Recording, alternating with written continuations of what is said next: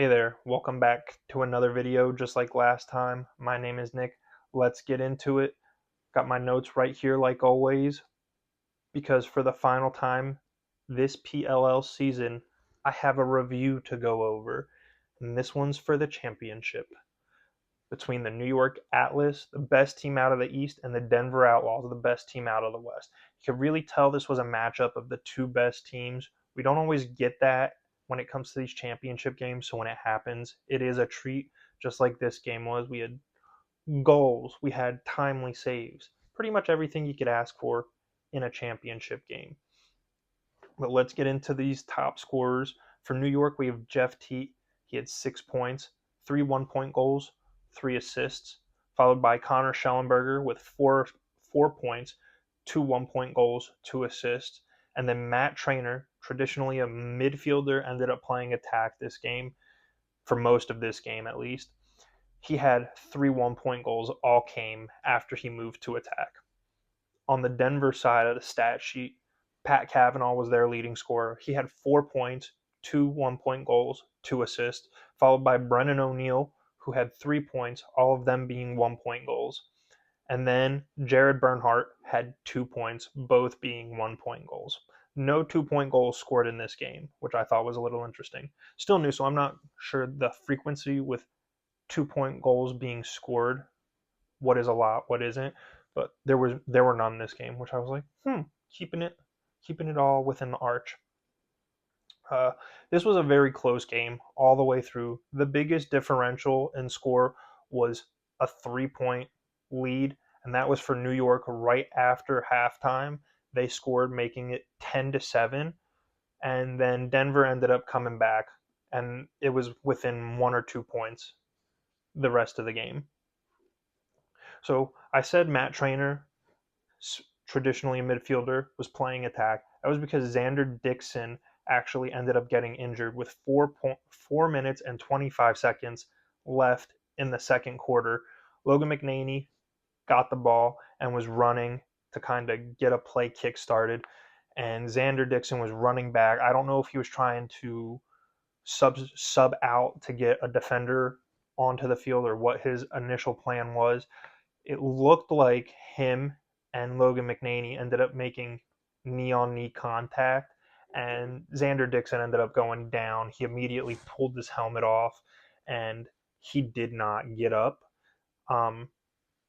They ended up coming out with towels. They were kind of giving him his privacy while he was on the field, and the team trainers and the medics and everybody were coming out to look out, like check in on him.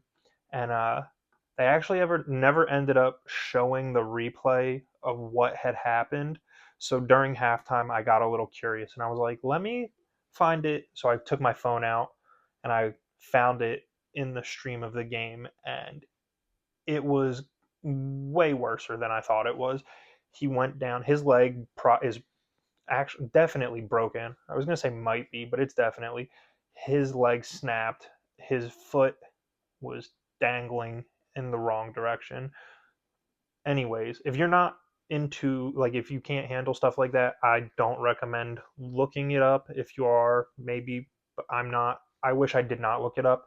But Xander Dixon, hope you have a speedy recovery. Hope you're ready by next season.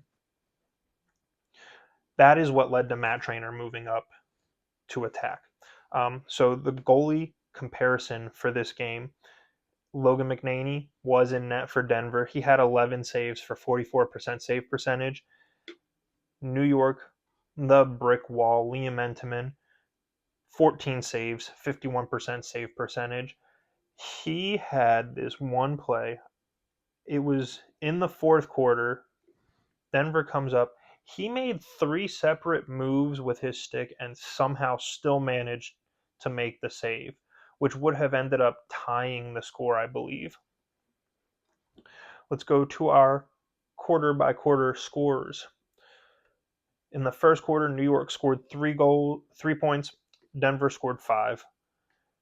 Second quarter, New York had 6. Denver had 2, making it 9-7 at halftime. Third quarter, New York had 2.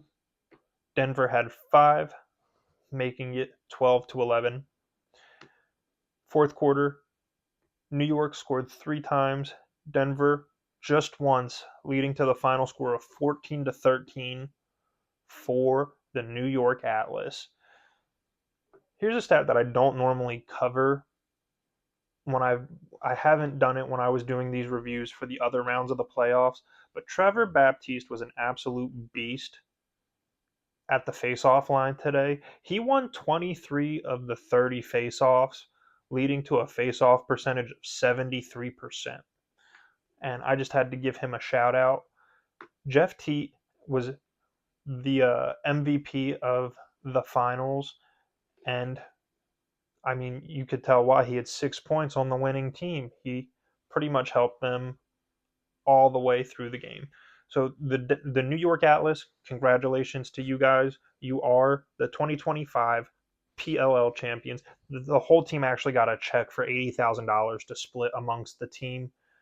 And Trevor Baptiste is the only player on this roster that was on the original roster of the Atlas Lacrosse Club when the PLL first started back in 2018. So good on him for sticking it out.